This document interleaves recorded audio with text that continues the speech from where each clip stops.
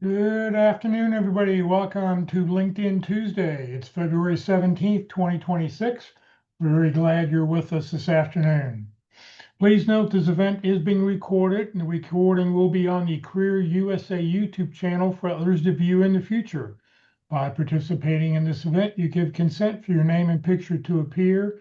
Please note that any comments you put in the Zoom chat window will not appear in the recording. I encourage everybody to open up the chat window and put in your name, the position you're looking for. Give us a couple target companies that we may be able to help you with, and connect with everybody else who's on the call today. Put in your email address, your LinkedIn address, connect with everybody, 'cause that's what LinkedIn is all about, connecting with other people. And here's a great opportunity to meet other people who are also looking for a job right now. Well, good afternoon, everybody. My name is Jeff Morris. Back in 2008, I started a website called careerdfw.org, a website to help those unemployed in the Dallas-Fort Worth area. In 2012, I launched careerusa.org to help those around the United States. I have written a book called What I've Learned About Your Job Search That You May Not Know. It is available on Amazon, or if you see me in person, I always have copies with me. Since 2007, I've been facilitating and leading the North Dallas Plano Career Focus Group. The group's been around since the late 1990s. I took it over in 2007 when the prior leader landed a job.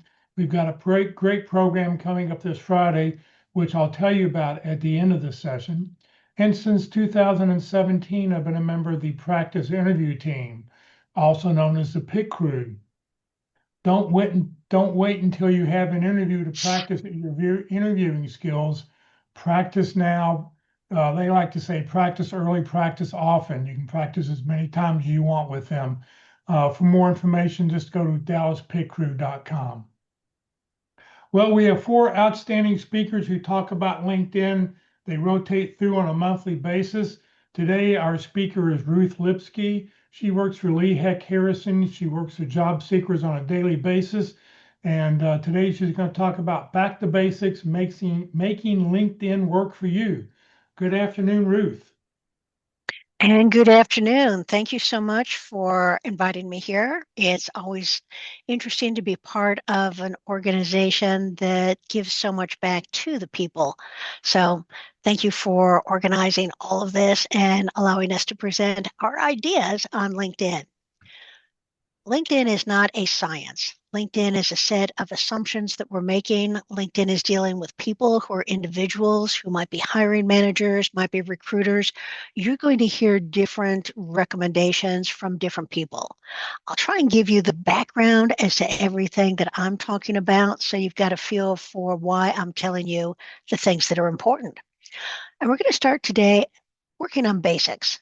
We do know that LinkedIn utilizes the basic set of information as a key part of how it evaluates you as a candidate. So let's make sure it's as strong as possible. So we'll be talking about LinkedIn goals, having value statements, having skills, making sure that the search engine is optimized so that LinkedIn can find you, and being able to showcase that humans can read the information once they get on your page. That's going to be authentic. That's going to be optimized. LinkedIn knows that there is nothing that is perfect because we're dealing with people, but it does think that being optimized is going to give you the heads up when people are looking for your type of title in your type of field. So we'll be talking about the very top part of the LinkedIn profile, the headshot, the headline, because that's the first thing people see, and they make a lot of assumptions on that. We'll talk about the hashtag open to work, the about section, the experience section, the skills section. So let's go. The profile picture itself that you have shouldn't contain more than one person. You need to be looking at the camera. Smiling is a plus because it looks welcoming, but it's not required. If your job does not require you to be particularly friendly and you don't feel as if you've got the smile to encourage people, don't use it. Don't tilt the head. A tilted head is a sign of submissiveness in a human picture. It tends to be associated with femininity a lot, but in actuality, it's you're never going to see a CEO that tilts their head. So keep it straight up. And the clothes that you wear need to reflect the clothes that you would be wearing on the job. Don't try and dress up too much for a profile picture. If they see you in a suit and tie and everybody else is going to be wearing polo shirts, you're going to look way out of place. And that's not what you want. The background picture, that large area at the top of the profile page, there's a camera icon on the upper right side, and you can click on that and you can add a picture.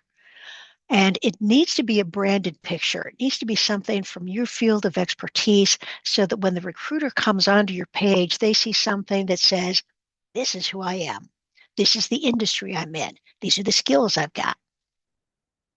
LinkedIn is going to suggest a bunch of backgrounds, and they've got probably 20 of them at this point. Don't use any of those because those are more the calm pictures, the happy pictures. They don't really add anything to what people are going to see. So find your own picture. And if you don't have something in your picture folder right now, go to Google Images, type in LinkedIn background, and you'll see thousands of rectangular pictures that are associated with the different parts of an industry and the different job titles. So background picture that really pops to a recruiter. The headline area is the area right underneath your name, and it's the only thing that allows you to talk to a recruiter. And here's where we're going to step off onto LinkedIn just for a second. When a recruiter is looking for somebody on LinkedIn, they're going to say, I want to find an IT manager. Boom. LinkedIn starts making some assumptions immediately. We're going to say we want people. We could do it either up here at the top or over at the side. But here are the people that LinkedIn gives me. LinkedIn is going to assume that I just want IT managers who are in the United States. So they're going to separate out people across the globe to just those in the United States. They're also going to decide, I think she probably wants people who are currently an IT manager, not somebody who was an IT manager earlier on in their career. So they're going to prioritize the people who are currently IT managers as their job title and experience, or if they have IT manager in their headline area. Now, the next assumption they're going to make is, I'll bet you want people who are going to respond to you if you reach out to them. And the only way that LinkedIn knows that you're looking for a job is if you are active on LinkedIn, if you are setting up job searches, if you're responding to comments, if you're asking people to join your network. The more activity you've got, the more LinkedIn feels that you really are looking for a new job, and they're going to bring those people up to the top of the list. Once it's got 1,000 or so that they think are reasonable, they're going to put them in the order where first degree, second degree will come up in front of third degree. Because it assumes that if I am looking for somebody, a first degree connection would be my first choice because I might know more about that person. But then the second degree connections are probably easy to check up on because we have somebody in common in our network. So as LinkedIn is helping you with your search, you can just sit back and say, what would make this easiest for a recruiter to find me? And do those things. The LinkedIn algorithm is not known in detail, but it's not particularly mysterious. It's designed to be able to tell you and help you find the people that you really do need. So the headline area is the part that LinkedIn is showing you. There wasn't much information in that search that I did. They were IT managers, but that was about all the information they gave you. So the headline area is your opportunity to talk to a recruiter who is searching for you. So the headline, most important part of your profile because it's seen by the recruiter, but it also is weighted more heavily in the LinkedIn algorithm. It's a way of talking directly to the recruiter. You do have a limit. You can only put 220 characters in there. And being able to use it to put in the titles that you're interested in, something about your brand, your expertise, your value proposition. Those are going to be the things that are going to be interesting to a recruiter rather than just having a title. As with everything in LinkedIn, don't use special characters, don't use emojis. They look pretty, they are eye-catching, but LinkedIn is pretty famous for not supporting any type of formatting. If you've tried to type anything in the About section, just typing instead of copying and pasting into that section, you'll know that you can't indent, you can't bold, you can't put in bullets. You have to do that on the outside and bring it in. And what LinkedIn is telling us is that they don't have time to track down what your emoji means on a different device or a different size. So what you put in when you are on a laptop computer and you are using Chrome as your background uh, um, might be completely different from what a recruiter sees on their Samsung phone. So stay away from special characters, stay away from emojis. They look interesting, but they mess up the algorithm and it's harder for them to find you. So the template is usually a title or two and a couple of skills that you have. If you're a higher level, then you want to have a couple of titles and then a value statement, accomplishing X through Y, using the X to achieve Y. You're going to have something that is more than just a skill, it's what value you bring.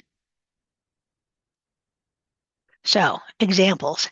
If you are someone who is a full stack application developer, the skills that a recruiter wants to know are what software do you use? What are you good at? That's a perfect headline for somebody who is going to be hired because they know SQL or JavaScript. For somebody who is a broader type of person, business analyst, being able to say business analytics and data solutions, cost cutting strategist tells you more than what that person just has as a title. It tells what they do within their job. Data scientist, machine learning, data analytics expert. Once again, putting in more information, not just keywords, but activities in this case. Customer experience manager, being able to say that you raise satisfaction scores by a certain amount. Numbers in this top area, in the headline area, are really powerful because they tell the story, and a recruiter or a hiring manager will normally scroll down trying to find a little bit more about that. Global marketing manager, the higher you are in an organization, the more it has to be, here's my strategic value to you. So far, so good on everything. Okay, let's talk about that hashtag open to work. It's the number one recruiter filter. When a recruiter is on the LinkedIn recruiter software, it is used more often than anything else because they want to find the people who are willing to talk about a new job. If the recruiter is not using the LinkedIn recruiter software, they have to rely on the LinkedIn algorithm to be able to pull up those people who are open to work, and that's not always as reliable. So in your job preferences, it does allow you to have up to 5 different titles. You can put in location types, whether on-site, hybrid, or remote. If you're having on-site, you do have to put down where your on-site location is. Metropolitan areas are always better than individual cities. If you say that you want to work remote, go ahead and put a country. If there's more than one country because you are comfortable with a native language elsewhere, then you can put down more than one country, but keeping it to the United States is generally the better way to do it. Job preferences, if you're looking for a job, go ahead and say immediately. Employment types, a lot of our what we're seeing is that more companies are hiring people in contract roles in order to test them out for 6 months before they actually offer a full-time job. So if you're not finding the full-time jobs that you think are appropriate for you, open it up and start looking at the contract roles because it gives the recruiter, it gives the company a better feel for who you are, and they'll be able to offer you that position once you've been involved in their work for a while.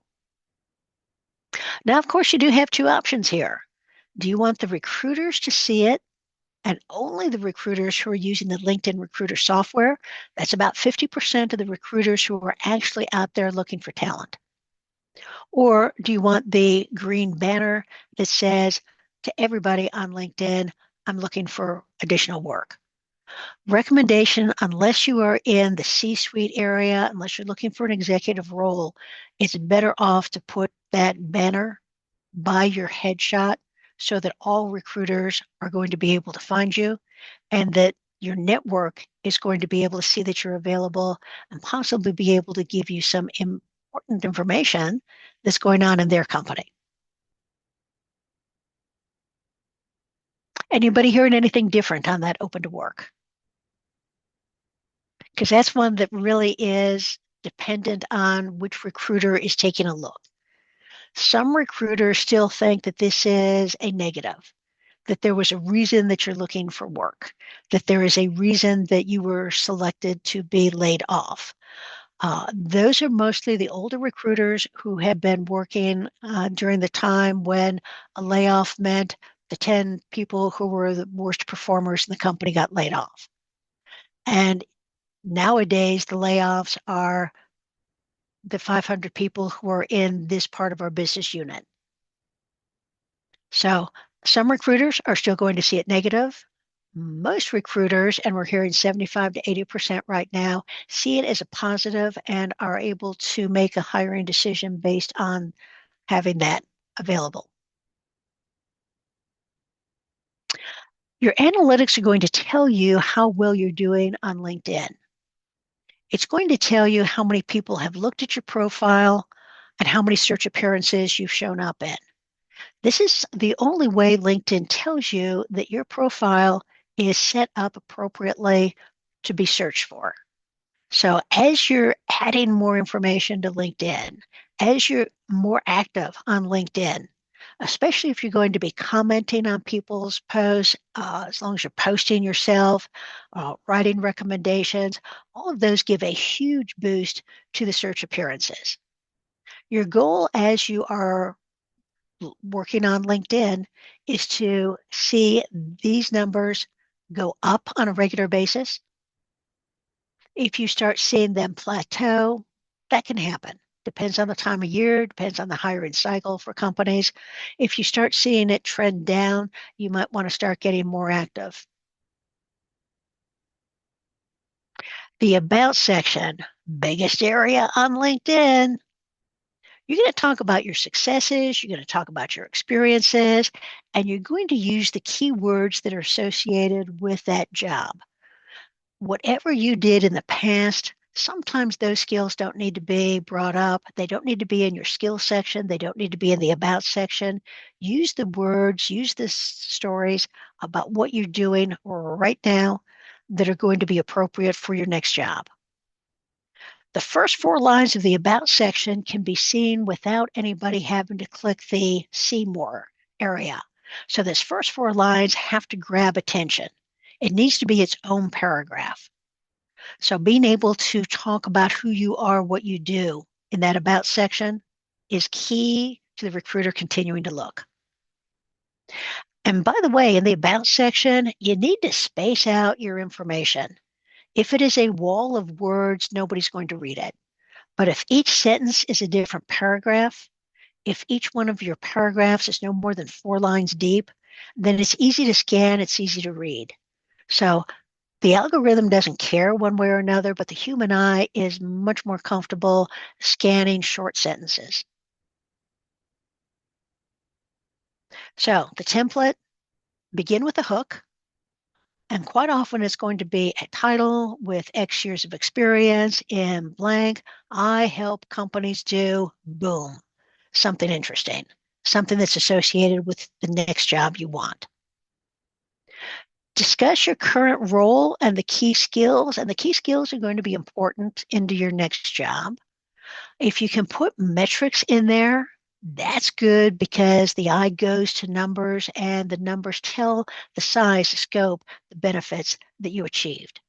Non-quantifiable results can be good too. A lot of people talk about in my job, I really didn't have metrics. I really didn't have numbers that I can point to. Well, that's okay. If it's a non-quantifiable activity, that happens a lot in companies. Go ahead and use those. Highlight the value you bring, and that can be both your technical skills and your managerial skills. This is a time to be able to say that you've got the technical capability to do the job, but you're going to do it in a way that you're going to build the relationship, that you're going to be able to delegate, that you're going to be able to avoid conflict. And then at the very end of your about section, you can mention something about your personality, your interests, your hobbies to differentiate you from everyone else who might have the same titles, the same background. Now you're not just another IT manager, you're an IT manager who likes to go to Buc-ee's.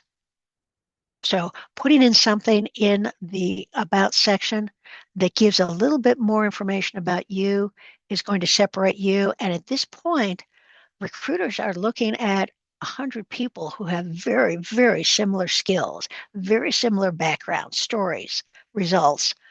Being the one that is just a little bit different, that is going to stand out, little things mean a lot. Let's talk just quickly about non-quantifiable accomplishments because people tend to forget that there are a lot of times when we do things at work that don't necessarily have numbers that are associated with them. And being able to add this type of information into your LinkedIn profile is going to be positive for you. Not everything in life has a number.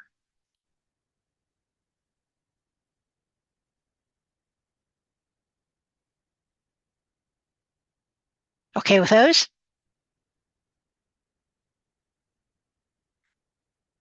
Okay.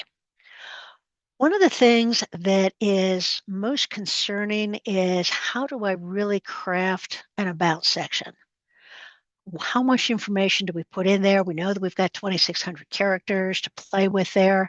How much information is appropriate? How much is too much? How do I lay things out? So let's take a look at some of the templates that you can use for an about section. And if you're looking for the same job, sometimes it can be just this short. We've got 3 paragraphs here, but it's got some numbers in it that are going to indicate what he does.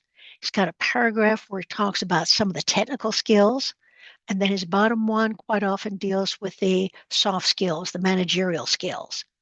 That's a good LinkedIn profile about section. It says everything it needs to. So you don't need to fill up the complete box. You just need to be able to indicate who you are strongly enough that you'll be able to catch the interest of a person looking. So that's one example. Looking for the same job, here's a different example. And this is where someone is a digital marketing strategist and highlighted 3 stories about things that he did really, really, really well in his last job that he thinks a company needs to know about because most companies want to have these 3 things as keys for their next hire. So he put in 3 stories, and the rule of thumb here is 3 to 5. If you have 1 or 2, that's not enough to show strength and breadth. If you have more than 5, then you are watering down the accomplishments that you've really had.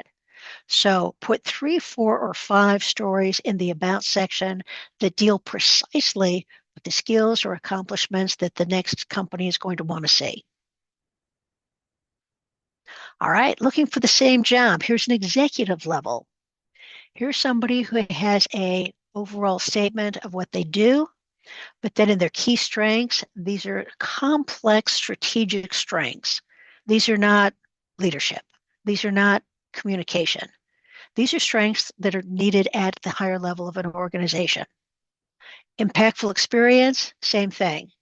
She went with 4 different stories on what she did, and she put an identifier in front of each story. She doesn't have a lot of metrics here because at the time she was under a non-disclosure and a non-compete, but you got the impression that she could do these things and do them well. Remember that 3 to 5 rule. You can have 3, 4, or 5, but that's going to be it. So executive level, quite often dealing with the higher level pieces of information. Now, some people are looking for more than one job, and this is the person who probably needs a whole bunch of room in the about section. So being able to give an opening statement, but then saying, I could be an enterprise agile coach.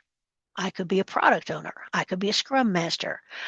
If you have a strong set of information, of stories behind you, and you know that there's more than one type of job that you could move to next, you can put all those in your about section. It used to be that LinkedIn allowed you to have more than one LinkedIn profile for the different types of jobs you might want. They got rid of that about 18 years ago. Now they're saying, we gave you enough room in the about section.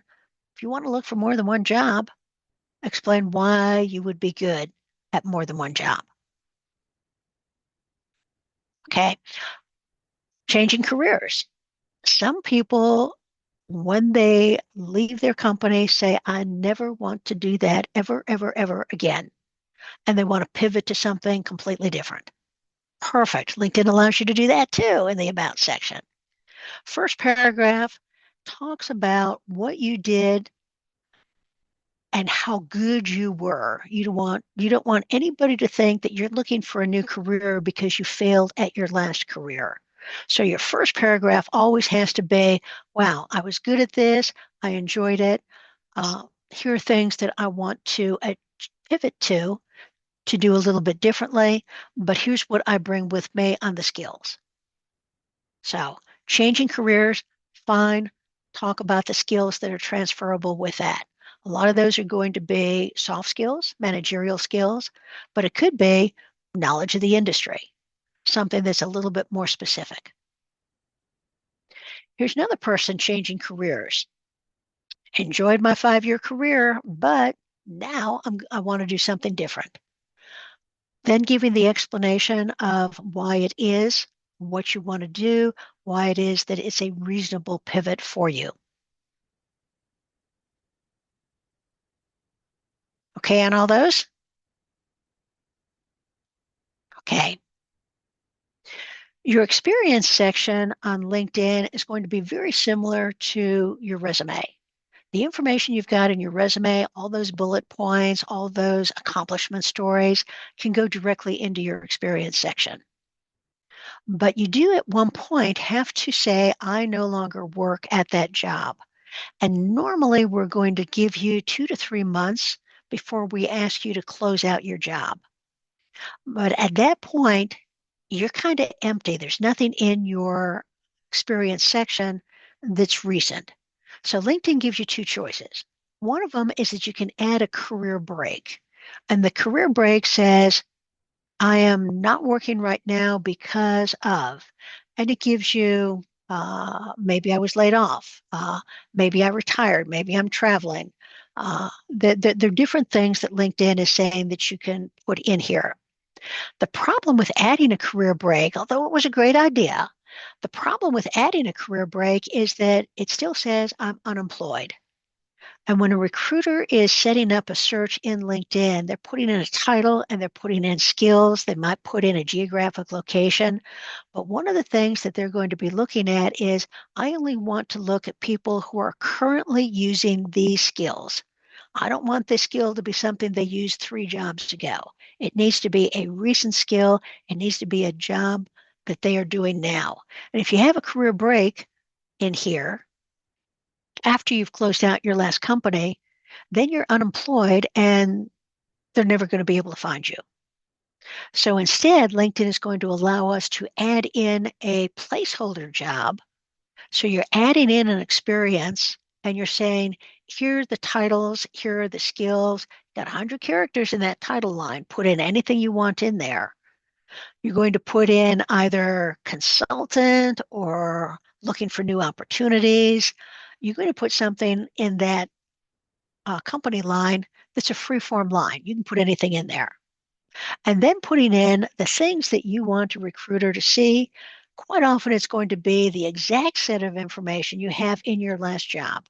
All of those bullet points you can put into your placeholder job because those are the skills that you have used most recently. You want the recruiter to be able to find you. This is not going to trick a recruiter into thinking that you are currently employed. They see this all the time. They understand why you're doing it. And being able to say that you have these skills, they're going to be happy to find you. Everybody comfortable with how you're going to get through that one?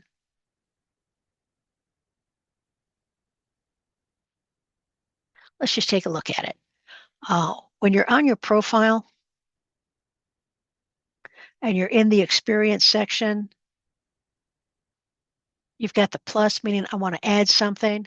If you add the career break, then it's going to give you all of the information through here. Don't do it. If you have gaps of more than 2 months between jobs in the past, then you add the career break to bridge that area in the past. But don't do it for today. Today, you're going to put in a new position, and your new position is going to have as many titles as you want here. You have to have a company. And if you wanted to say that you were just open to work, people have added fake companies out to LinkedIn so that you can say any of these. It simply means don't have a real company. Or you can put in consulting, you can put in um, any type of name that you want. But the key on it all is going to be that in this description area where you've got the 2,000 characters you always have, you're going to copy whatever you had in your previous role into here so that people can see that you've got those skills still. And being able to continue to put in the skills that you used attached to the job that is most current is going to be important because that's what the companies are looking for. I want somebody who is using Python right now because they're going to be better at it.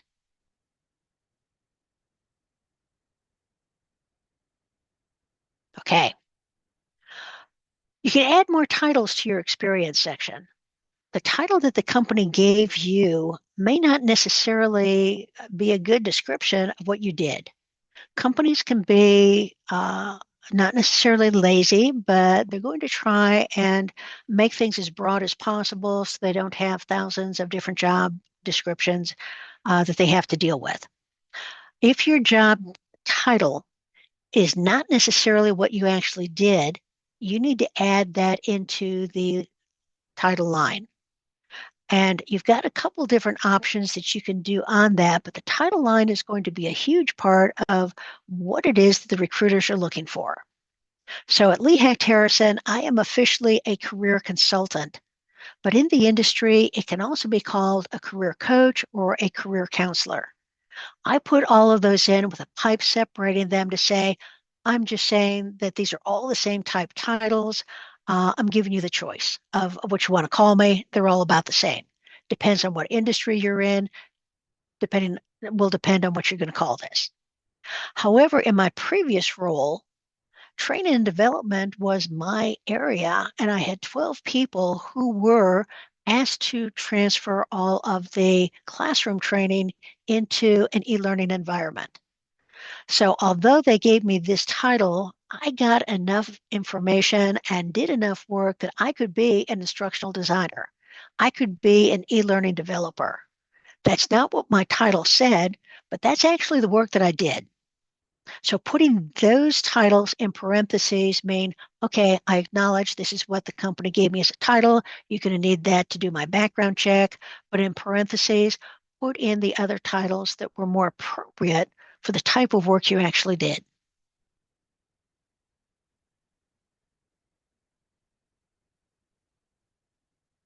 Education, Most of the time, we're going to put in college. You can also put in any classes that you took during the time that you were in your job. Uh, so expanding that to indicate that you're a lifetime learner is a good way of proving that you do continue your education. Skills. LinkedIn has 3,600 skills. There is no list out there that has all of them. I wish there was. It'd be interesting to read, but it's not. So 3,600 skills. In the skill section, you can have up to 100. And if you've noticed, LinkedIn just recently made this change so that when you're down in the skills section, it no longer tells you how many skills you got on your list. It used to say 45 skills, 100 skills, see them all. They've taken that out, but your first two skills need to be the top ones for you. And when somebody hits the see all, the top dozen or so need to be the ones that are going to be the most interesting to a recruiter. So when you're in this area, you can reorder your skills. And when you reorder your skills, you're going to move them up and down based on where you think they need to be for the type of work that you're going to be looking for in the future. So putting in as many skills as you want. We used to say that maybe 30 was about the best point for skills. When recruiters see that you've got 100 skills, they think there's a lot of keyword soup in there, that it's just not all related to the job that you were doing. But now that they've taken off the count on the number, you can probably go more than 30, but I doubt that you need more than 50. Keep an eye on what you've got out there because a lot of companies are looking at extraneous skills as being part of a fluff factor, like they have on the applicant tracking systems for resumes. You've given us information that has no earthly bearing on our hiring decision. Uh, we don't think that's a good feature to have. Okay. Uh, you need to have both technical skills and managerial skills in this section. LinkedIn searches are going to be prioritizing the skills that have endorsements. And the more endorsements you have, the more LinkedIn feels that you've got a strength in that and will give you some bonus points when a recruiter is looking for that skill. We just talked about how they can be changed, where you can order them.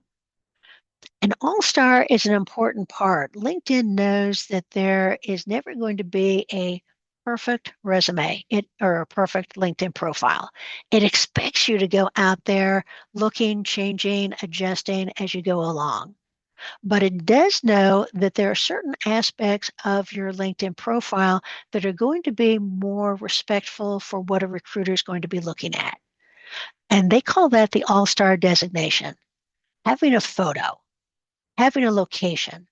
The location is being discussed quite a bit. Individual cities don't come up as high as a metropolitan area.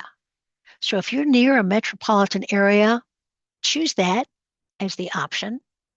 Putting a country like United States drops you down to the bottom of the list because LinkedIn has no idea where that is. It used to be that we wanted United States to show I could work anywhere or I want to work remote. That's what United States used to mean. Now it means I don't want LinkedIn to know this information about me, and it's not going to rate you as high as a result of that. LinkedIn wants to have an industry. You can't change the industry right now. The industry is based on the company that you most recently worked at. It's fixed at this point. The about section, you have to have at least 40 words. Hopefully, you've got at least 40 words describing who you are and what you can do in a new role. You have to have a current position in that experience section, which is why that placeholder is so important. It gets you to the all-star designation because even though it's a placeholder, it is treated as a current position. You need to have an education section and you need to have at least 5 skills in your profile. So, things about the LinkedIn algorithm. Never use special characters or emojis anywhere on the page. The more times you mention a skill in your profile, the higher proficiency it's assumed that you have. So the skill can be in your headline, it can be in your about section, it can be in your experience section, and it can be in your skills section. My understanding is that LinkedIn can count up to 10. Most applicant tracking systems can only count up to 5. Words in the headline are going to have the highest value, and the location, get that metropolitan area if you possibly can. Make sure that you've got endorsements on your skills. Keep your open to work if at all possible. This is an area that LinkedIn ages. So the longer you've got that hashtag open to work open, the less it thinks it's important to you. So every month, you should probably turn it off and turn it back on so you reset the idea that you're looking for a job. After 2 months, it really drops off a lot. And by the third month, LinkedIn is pretty well ignoring the fact that you've got that hashtag open to work. So turn it off, turn it back on every month. And oops, recruiters. So you get the two different goals. One is to have LinkedIn find you, and the other is that once you're found by a recruiter, you need to be welcoming and it needs to be laid out in a way that's readable. So that background picture, the algorithm doesn't care, but the recruiter does make a lot of assumptions based on it. Friendly headshot, have an interesting and a value heavy headline. That top paragraph in your about section, those first 4 lines, going to be most important. The about section needs to be spread out quite a bit. Technical skills always come before people skills. And the top 2 skills that you have in your skill section should be your superpower. And your skills in that skills area should be listed in the order of importance. So when a recruiter opens it up to see everything, they've got the ones that go, wow, at the top there. And thought I'd just throw this out. These are based on 2025 statistics that LinkedIn has provided. Went through things kind of fast. How you doing? Any questions?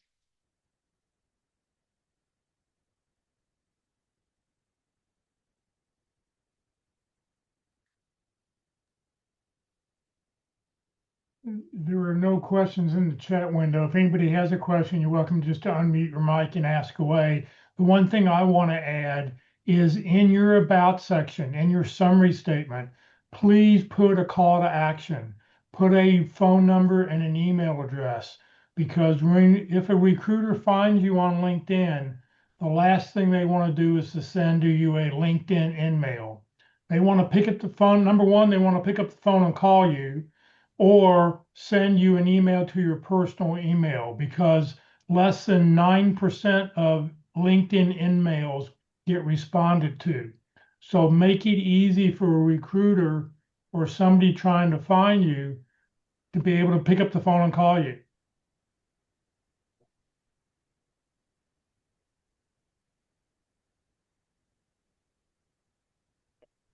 Can you for the location, can you give us a where to find that again? I think I missed it. Okay, this will be at the top section. It's not visible.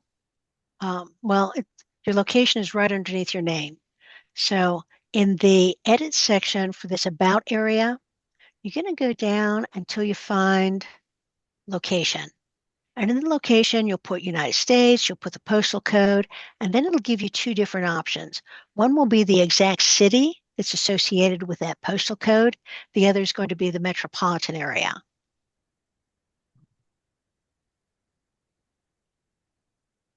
So just it was interesting. I had Carrollton and Addison, and Dallas Fort Worth did not come out as an option. So Really?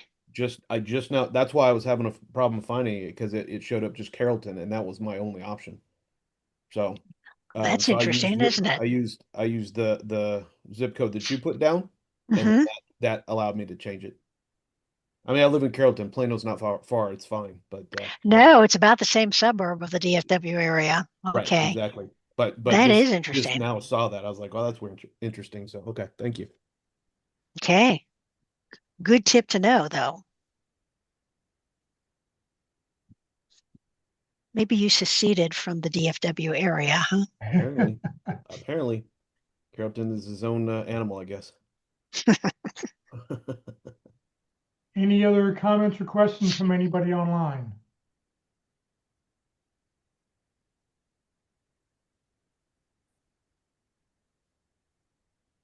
Yes, hi, it's Diane. I had a quick question for you. I live in Chicago and just really love all the great resources that the DFW area provides for job seekers.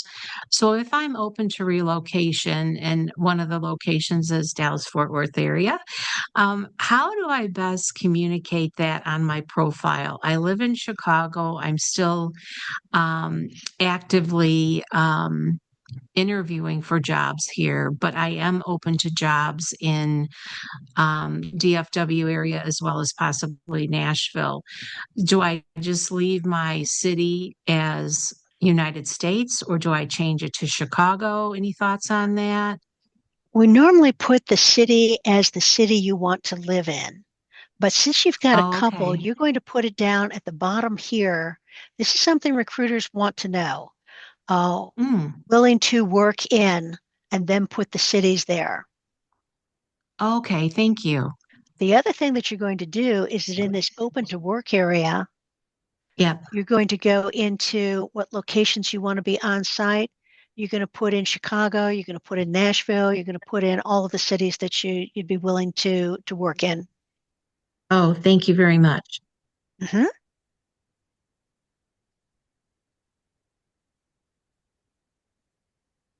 Anyone else?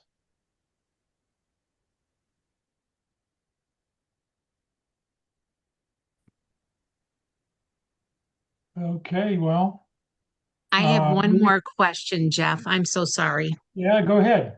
This is a recent experience I had maybe a few weeks ago. I had a recruiter reach out to me about a contract job with Alcon actually. And they said, give me a call. I want to talk to you about this. It's contract. It was marketing. And I have interviewed with Alcon in the past. And I said, can you please share more details about the position? They gave me their name and they sent me some information. And then they told me if I wanted to proceed, the only way that they would submit my profile to Alcon is if I gave my social security number and my birth date, which I did not do. And I reached out to two recruiters I haven't heard back from who are executive at Alcon and said, is this your proper protocol? And I did tell the person, I'm sorry, I'm uncomfortable with that. But if that's the only way, please remove me from candidacy. But I just was, they said, well, this is normal. This is what, we have to have a unique identifier. And I said, my unique identifier could be 1, 2, 3, 4. It really doesn't matter if it's in their database, but I just wanted your thought on that. There are scams, and what was the company name? It's Alcon. They're a big eye company in the Dallas area. Okay. When you type in Alcon on LinkedIn, it's going to bring up Alcon as a company. You'll click on their Mhm. company name, and if the recruiter is actually employed by Alcon, it will be under the People tab. So you can find out if that person really is a recruiter for them by putting in their name and seeing if you can search. Some people are stealing the company logo and name, and and they're not really an employee. So that's one of the ways that you can see it.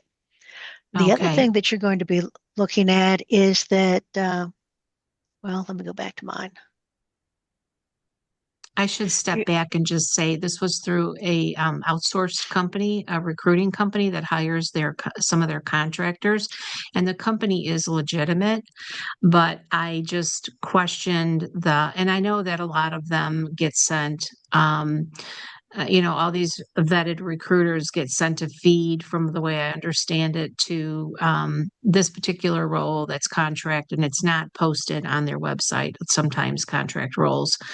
So I kind of understand that part, but what was the flag was the data that they were not willing to budge on. So, and I did Exactly. do those things that you're mentioning because I'm always pretty cautious about that. But I just thought, it's It's questionable. concerning, isn't it? Yeah. Yeah. Yeah. Right. Thank you, Ruth. There are scams. And make sure they've got a shield by their name also, because that means Oh, they've been verified by the government or by the company. thank you. No problem. Something else that I noticed was when I put my open to work, I took it off and then I took it back on. I got about 4 recruiters within about 30 minutes, and all 4 of those recruiters hit me up. They all had less than 50 connections. So they're not true recruiters. So I just ignored them right away and moved on. But that's just in case somebody else runs across that. That happens too. And sometimes taking a look at what their experience is.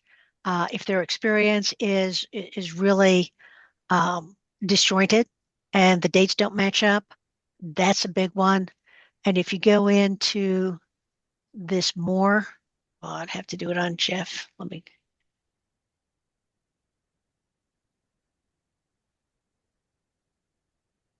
Going into this more button here, being able to say, oh man, it's not there.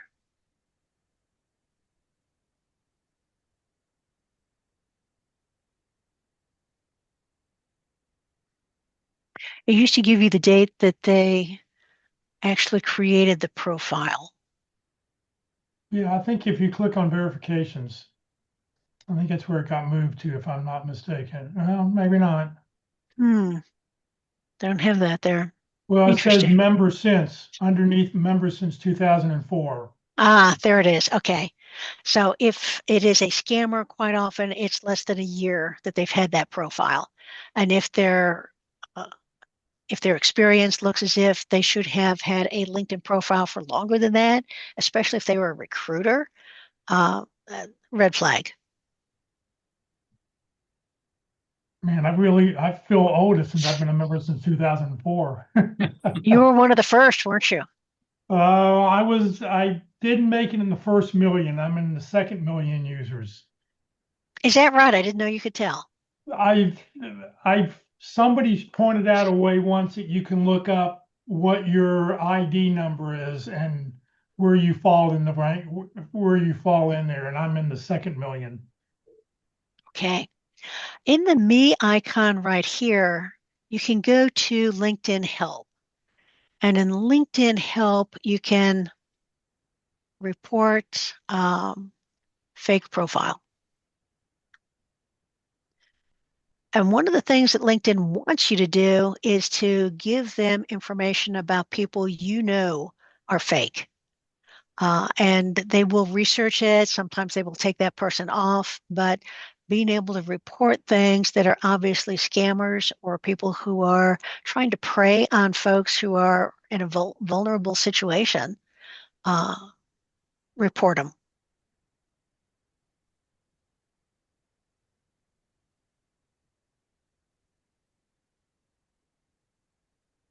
Anyone else? Question or comment?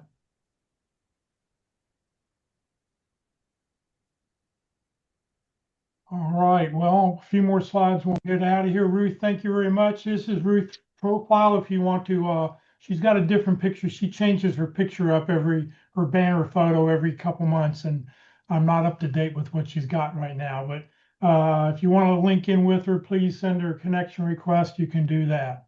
Next Tuesday, our presenter will be Terry Sullivan. He's going to talk about how to tell your key contacts and prospects who you are, what you do, and how you can help. The session will not be recorded. So if you want to watch Terry next week, you do need to watch him live next Tuesday at 1 p.m. Central Time. This coming Wednesday, tomorrow, the practice interview team will be meeting in person. They meet in person on the first, second, third, and fifth Wednesday of the month. On the fourth Wednesday of the month will be a week from next Wednesday. They will be online, so you can join from wherever you are in the country. But If you're in the Dallas-Fort Worth area, please join the pit crew for a practice interview. Watching somebody else being interviewed is just as effective as being interviewed yourself, because you will learn things and say, man, I love the way they answered that question, and you'll jot that down and you'll remember that for when you've got an interview. If you want to schedule an interview, just reach out to dallaspitcrew@gmail.com. And then this Friday at the North Dallas Plano Career Focus Group, you can join us in person or online. Lisa Schwartz will be with us to talk about finding greener pastures beyond job loss and career change. You know, losing a job is a little bit like losing a loved one. Until you go through the 5 stages of grief and you've accepted your job loss, you're not going to be a good interviewer. So that's what Lisa is going to talk about this Friday. So you can join us in person or on Zoom. You're welcome to join the Career FW or Career USA LinkedIn groups. I started each one when I started the websites. The Career DFW group's got over 16,000 members right now. You do not need to live in the Dallas-Fort Worth area to join that group, but you will be connected with 16,000 people that you can send emails to directly without having to be first reconnected with those people. This session has been recorded. It will be on the Career USA YouTube channel. Please subscribe to our channel. That way, every time we post a new video, you'll find out about it. On the Career USA YouTube channel, click on Playlist, and then at the very bottom where it says View Full Playlist, if you click down there, up will come a list in chronological order by date, who the speaker was and what the topic is. And that way you can go back and watch any video of any of these topics at your convenience. We've got over 720 videos up there posted right now. If you're not receiving emails about our workshops, please join the Career USA mailing list. You can just scan this QR code and send a blank email, or send a blank email to Career USA, the +sign, subscribe at groups.io. You'll never be spammed because I control the list. We only send out a couple of emails a week talking about the sessions that we've got going on that particular week. Please remember, Career FW is a 501c3 nonprofit organization. We have no full or part-time employees. Ruth is a volunteer. All of our speakers are volunteers. I'm a volunteer. Everything I've done over the last 17 years has just been to help you land your next great opportunity. So thank you very much for joining us today. Ruth, once again, thank you very, very much. Everybody have a great week, and we hope to see you tomorrow or Friday. Thank Thanks, you. Jeff. Thanks, Ruth. Yep, thanks both of you. Thank you so much.